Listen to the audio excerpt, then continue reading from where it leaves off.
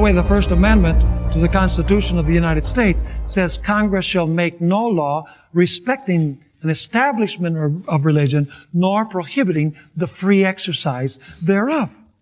In other words, Congress can't make any law having to do with establishing religion or forbidding the free exercise of religion. The state should be independent from the religion business.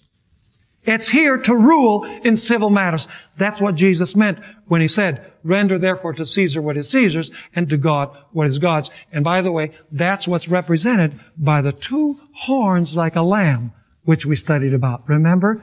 The beast that rose from the earth that had two horns like a lamb? Two kingdoms in one nation.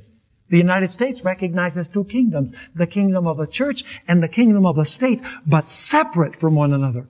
What does John Paul II say in Dies Domini about the state getting involved in legislating the day of worship? Notice paragraph 66. He's quoting or referring to Pope Leo XIII. Pope Leo XIII, in his encyclical Rerum Novarum, spoke of Sunday rest as a worker's right which the state must guarantee. Must the state guarantee the observance of Sunday? Absolutely not.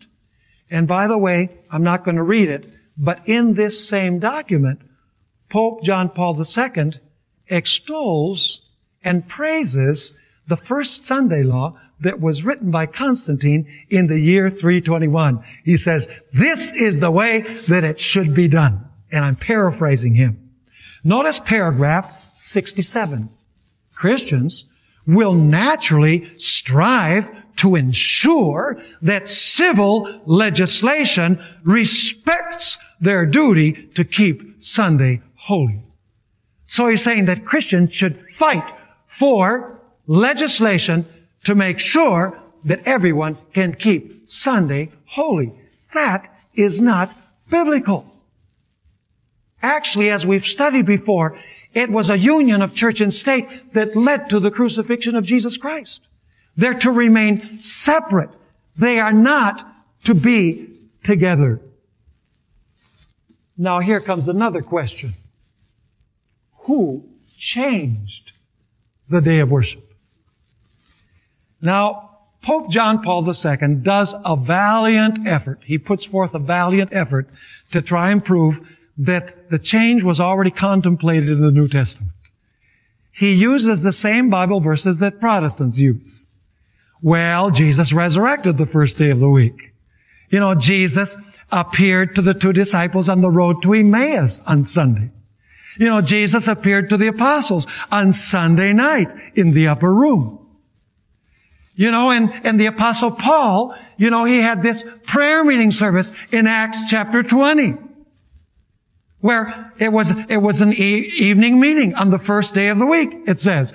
And also, the apostle Paul said that we're supposed to take our tithes and offerings to the church on the first day of the week. 1 Corinthians 16 verses 1 and 2. But folks, all of those texts have been more than satisfactorily answered by Sam Bakioki in his book From Sabbath to Sunday. And if I had the time, I would go into that. Just because Jesus resurrected on the first day of the week does not make the day holy. Nowhere does the Bible say that the day is holy because Jesus resurrected that day. Nowhere does it say we're supposed to go to church. That meeting that Paul held, according to Acts chapter 20, was an extraordinary meeting because he was leaving the next day. The people wanted to continue hearing him preach. And by the way, it was not a meeting on Sunday night. It was a meeting on Saturday night. I don't have time to show you that. And when people use 1 Corinthians 16 and verse 2, and they say that Paul was saying to take your offering to the church, in fact, it says that everyone was supposed to lay aside at home a certain sum the first day of the week. That's the way many versions translate it.